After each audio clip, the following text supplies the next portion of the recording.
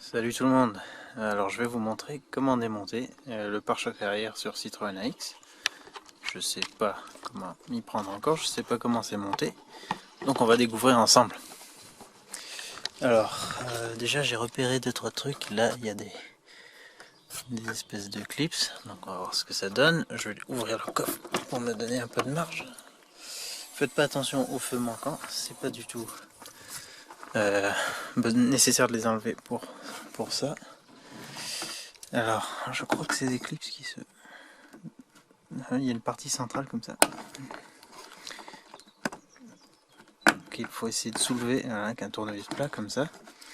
Et ça devrait normalement libérer.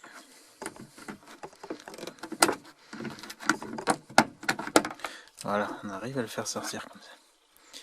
Bon, bah alors là, il y en a 3 je crois seulement. Voilà, celui-là il est bienvenu.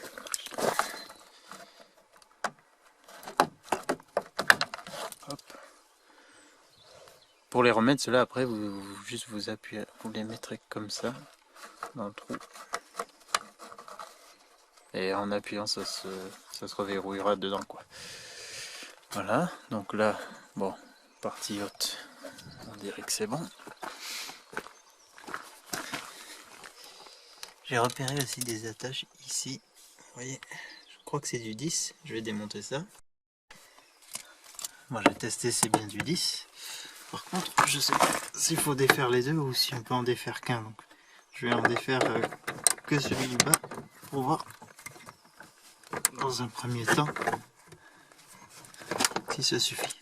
Je l'ai défaite que partiellement, mais on dirait que ça suffit pour faire coulisser une espèce de pâte en plastique qui est prise en pression par la rondelle que vous voyez. Donc je vais faire ça sur l'autre qui est un peu plus loin là-bas.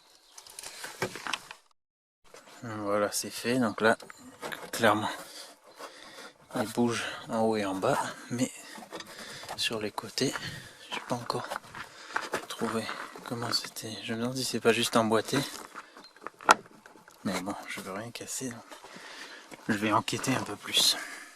En regardant par en dessous, j'ai vu qu'il y avait donc ce système de cran là, cran d'arrêt on va dire, qui s'emboîte là-dedans. Donc j'ai tiré un coup vers le haut pour déboîter le haut et ensuite j'ai poussé vers le bas. Je vais essayer de faire pareil de l'autre côté. Ça paraît un peu barbare, mais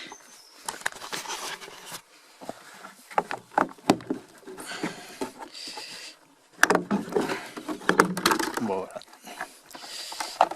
C'est comme ça qu'il faut faire. Donc un coup vous poussez vers le bas pour déboîter cette languette, enfin la repousser et sortir d'écran.